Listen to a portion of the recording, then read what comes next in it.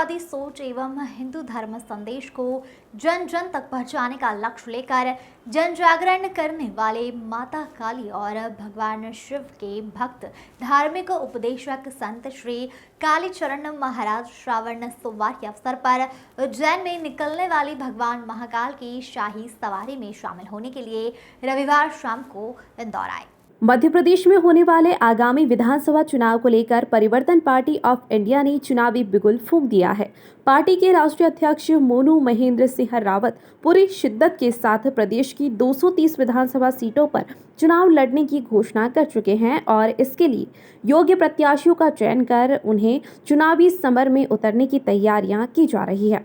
इसी कड़ी में राजधानी भोपाल में 7 उम्मीदवार तय भी कर दिए गए हैं।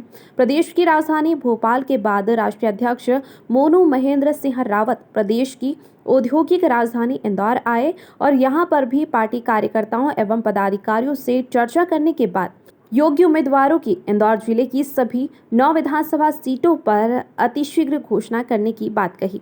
मोनू महेंद्र सिंह रावत ने इंदौर में एक प्रेस वार्ता में मीडिया से चर्चा करते हुए कहा कि परिवर्तन पार्टी ऑफ इंडिया राष्ट्रीय स्तर की पार्टी है और देश के 4 राज्यों में चुनाव लड़ने की तैयारियां की जा रही है। मध्य प्रदेश के साथ ही छत्तीसगढ़ और तेलंगाना में भी पार्टी जोर शोर से जनता की आवाज को बुलंद कर रही है। राष्ट्रीय अध्यक्ष श्री रावत ने कहा कि मध्य प्रदेश की जनता वर्तमान शासन से बहुत अधिक पीड़ित हो चुकी है और महंगाई सहित तमाम मुद्दों पर जनता में भारी नाराजगी है। परिवर्तन पार्टी ऑफ इंडिया सर्वधर्म समभाव के उद्देश्य को सार्थक करते हुए जनहित के सभी मुद्दों को सर्वोपरि रखते हुए चुनाव लड़ेगी। उन्होंने प्रदेश सरकार पर आरोप लगाते हुए कहा कि प्रदेश की सरकार चुनाव से पहले लोगों को चुनावी लॉलीपॉप देने का काम कर रही है। परिवर्तन पार्टी ऑफ इंडिया प्रदेश में जनहित को ध्यान में रखते हुए एक नया परिवर्तन लाने का काम करेगी। ब्यूरो चीफ एमएल शाह की रिपोर्ट। द्वारा ये घटनाएं सामने आई, जो नहीं आती वो कितनी होंगी, ये हिंदुओं ने सोचना चाहिए। लव जिहाद की घटना लगातार बढ़ती जा रही है। भारत की एक बेटी भी अभी पाकिस्तान चले गई अपने 3 बच्चों को और पति को हिंदुस्तान में छोड़कर।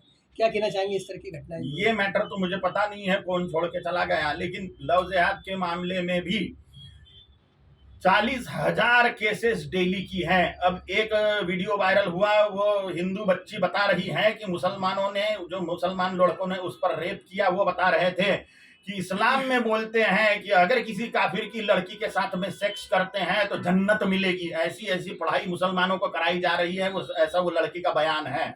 इस पर से उनकी मानसिक स्थिति क्या है ये हिंदुओं ने समझना चाहिए और सावधान होना चाहिए, संगठित होना चाहिए। पिछले दिनों आपका एक बयान काफी चर्चा में रहा, गांधी पर जो टिप्पणी की थी उस पर क्या अभी भी आप कायम हैं? हाँ, क्या लेकिन उसको कांग्रेस कहीं ना कहीं भुनाने में लगी रहती है, कहीं ना कहीं किसी तरह के आरोप लगाती रहती है। वो तो मैंने वीडियो भी डाल दिया कि मैं अड़ी हूं, मैंने जो कहा सत्य कहा। अब वो बातें अपन ने गड़े मुर्दे उखाड़ने में कोई मतलब नहीं। अभी हिंदुत्व की क्या बात है वो करिए। इसके अलावा बागेश्वर धाम में कांग्रेस कथा करवा रही है, लेकिन कांग्रेस कहीं ना कहीं हिंदुत्व के मुद्दे पर अलग हो जाती है। अब हिंदू संगठित हो रहे हैं तो कोई भी पक्ष हो, वो वोट बटोरने के लिए हिंदुओं का पक्षधर है ऐसा दिखाना चाहते हैं, इसलिए कथाएं कराएंगे, कावड़ उत्सव कराएंगे, रामायण कराएंगे, न जाने और क्या क्या कराएंगे। हम हिंदूवादी है ऐसा दिखाने के लिए। लेकिन जनता सब समझ रही है कि कौन हिंदुत्व के पक्षधर है और कौन मुसलमानों के। हिंदू राष्ट्र बनाने की जो परिकल्पना है, क्या लगता है कब तक इस कल्पना को साकार रूप दिया जा पाएगा? ये साकार तब तक के हो नहीं सकता जब तक के हिंदू सड़े हुए जातीयवाद में बटा हुआ है, प्रांतवाद में, भाषावाद में, वर्णवाद में बटा हुआ है, तब तक कि ये संभव नहीं है। जैसे ही हिंदू सड़ा हुआ जातीयवाद, वर्णवाद, भाषावाद, प्रांतवाद तोड़ते हुए हिंदुत्व के लिए एकीभूत हो जाएगा और वोटर बैंक बनेगा, तो कट्टर हिंदूवादी राजाओं को वो शासन में, प्रशासन में भेजेगा और वो राजा लोग ही ऐसे कानून बनाएंगे जिसके द्वारा हिंदू राष्ट्र की स्थापना हो। महाराज जी, मध्य प्रदेश में विधानसभा चुनाव होना है, आपका भी ये क्या कहना चाहेंगे? गजवाए हिंद नाम की एक साजिश है जिसके तहत भारत को मुसलमान बनाने का बड़ा षड्यंत्र चल रहा है और मुसलमान उसमें आधे सफल हैं। उन्होंने Iran, Iraq, Afghanistan, Pakistan, Bangladesh, Brahmadesh, Indonesia, Cambodia, Taiwan तक के सुदूर जो भारत था उसके टुकड़े करके उनको मुसलमान बनवा दिया है। हमारे आंखों के सामने 47 में 2 टुकड़े गिर गए, पाकिस्तान और बांग्लादेश। और उनकी हार्दिक इच्छा है कि पूरे भारत को मुसलमान बना दिया जाए, और उनकी बढ़ती लोक संख्या के कारण उनकी डेयरिंग भी बढ़ती जा रही है। इस प्रकार से वो देवताओं का अपमान करके ये सूचना हिंदुओं को दे रहे हैं कि हम गजवाए हिंद करने के लिए सफल हुए जा रहे हैं, और इसमें हिंदुओं को सावधान होने की आवश्यकता है। ये घटनाएं और भी बढ़ती जाएंगी, और अन्य देवताओं के अपमान के साथ साथ में मंदिर गिराने की साजिशें भी होंगी, और सब दूर सनातन पर यह बहुत बड़ा खतरा पूरे भारतवर्ष में मंडरा रहा है, क्योंकि 100% दंगे मुसलमानों की तरफ से ही होते हैं। हिंदू सिर्फ प्रतिकार करता है बस, इसलिए आवश्यक है हिंदुओं को संगठित होने की। अभी ज्ञानवापी जो मस्जिद का मामला आया था, जिसमें मंदिर की कुछ मूर्तियां अवशेष ये प्राप्त हो रहे हैं, क्या कहना चाहेंगे इसको लेकर? अभी ज्ञानवापी मस्जिद है ही नहीं, ज्ञानवापी मंदिर ही है, काशी विश्वेश्वर मंदिर ही है वो, और इसमें हम न्यायालय में जीत ही जाएंगे, इसमें कोई संशय नहीं है।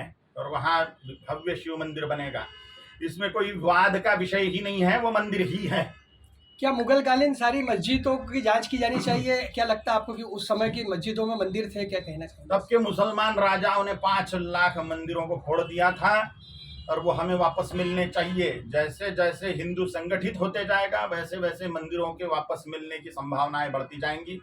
हिंदुओं ने सड़ा हुआ वर्णवाद, जातीयवाद, भाषावाद, प्रांतवाद तोड़ते हुए सिर्फ हिंदुत्व के लिए एकीभूत होना चाहिए, नहीं तो हिंदू हमेशा हमेशा के लिए खत्म हो जाएगा, और इन सभी हिंदुओं की आत्माएं 12,000 साल के लिए नरक में सड़ेगी, क्योंकि इन्होंने धर्म बचाने के लिए कुछ भी नहीं किया। इसलिए पिछले दिनों उज्जैन में एक घटना हुई, घटना को लेकर एक वीडियो भी वायरल हुआ, जिसमें एक मुस्लिम युवक कहते हुए नजर आ रहा है कि यात्रा नहीं होने देंगे। उसको किस तरह से देखा जाए?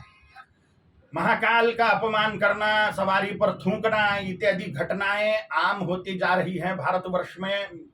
हिंदुओं के चल समारोह पर पथराव करना, इस प्रकार से देवताओं के अपमान निरंतर हो रहे हैं। इसका कारण ये है कि इनको हिंदुओं को खत्म कर देना है, हिंदू खत्म कर देना इनका उद्देश्य है, और पूरे भारत को इस्लामिक कंट्री बनाने का उद्देश्य है।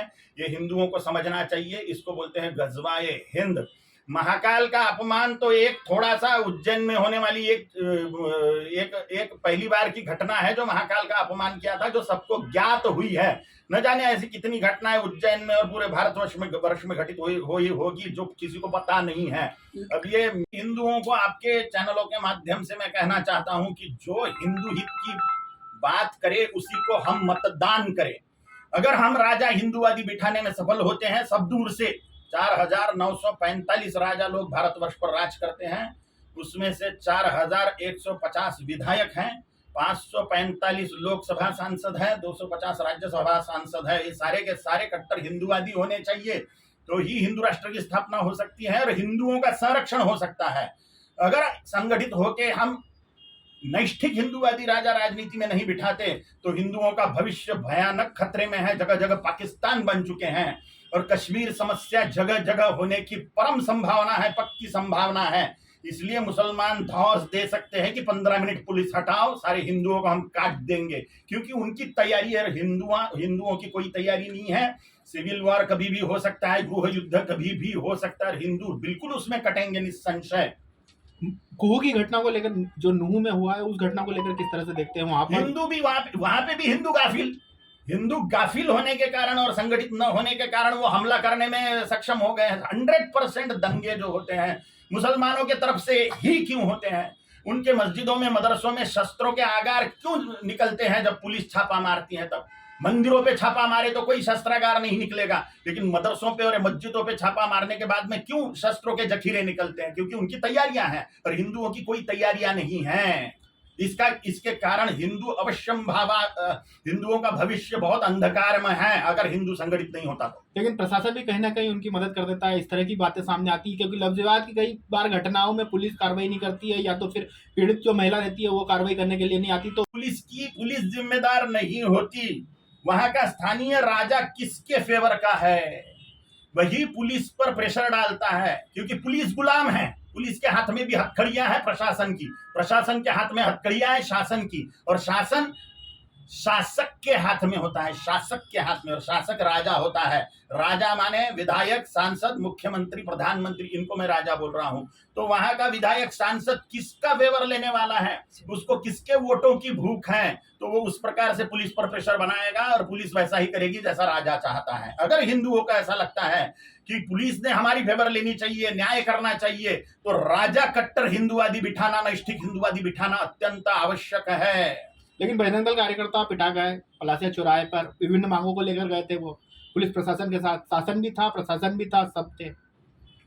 ये घटना का मुझे जानकारी नहीं है। वहां का शासक कौन है, वो हिंदुओं के फेवर का है या मुसलमानों के फेवर का है, तो वो पीटे जाएगा। अगर पीटे जाएंगे वो लोग, अगर वो ऐसे शासक के अंडर में रह रहे हैं जो हिंदू हितैषी नहीं है या हिंदू हित का दिखावा करता है। लेकिन इंदौर के पलासिया की घटना है, मध्य प्रदेश की घटना है, वहां पर बजरंग दल कार्यकर्ताओं की पिटाई की गई, शासक और प्रशासक सब एक ही थे। मुझे नहीं पता, नहीं इस घटना के मामले में मैं उस पर क्या बोलूं। नाम ठीक है। बताएंगे आप उज्जैन जा रहे हैं, कुछ ही दिन पहले वहाँ पे घटनाक्रम हुआ है कि हम सवारी नहीं निकलने देंगे, मुस्लिम ने ऐसा कहा था, क्या कहना चाहेंगे? सभी हिंदुओं को मैं आपके चैनलों के माध्यम से आह्वान करता हूं कि हम सुबह 10 बजे यहाँ से निकलेंगे, 12 बजे तक के वहां पहुंचेंगे। राजवाड़ा माँ अहिल्या देवी के राजवाड़े से निकलेंगे और उज्जैन में पहुंचेंगे करीबन 12 बजे तक के। सभी हिंदुओं को मैं आह्वान करता हूं कि कुंभ क्षेत्र का फिर से स्वरूप ला दो उज्जैन को। सवारी के दिनों में जितनी भी सवारियां बाकी है, तो उन सभी सवारियों में इतनी भीड़ उत्पन्न कर दो, इतने दर्शनार्थी आ जाने चाहिए वहां पे। दूर से ही सही महाकाल के झांकी पालकी में ही देख के, महाकाल की सवारी में ही महाकाल की झांकी देख के हम महापुण्य की प्राप्ति करें। ऐसी हम निरंतर प्रयत्न करना चाहिए जिससे हमें महापुण्य की प्राप्ति हो। आप सबके चैनल से मैं यह आह्वान करना चाहता हूं सभी हिंदुओं को, सभी के सभी बड़ी संख्या में दर्शन को पधारिए। हम भी जा रहे हैं, हम तो कल दर्शन कर लेंगे महाकाल की सवारी का, लेकिन आप जो आजू बाजू के क्षेत्र है उज्जैन के, वो सभी के सभी भारी संख्या में उज्जैन में पहुंचिए और सवारी का दूर से ही सही दर्शन करके महापुण्य लाभ प्राप्त करिए, ऐसा मैं आह्वान करता हूँ। जय श्री महाकाल।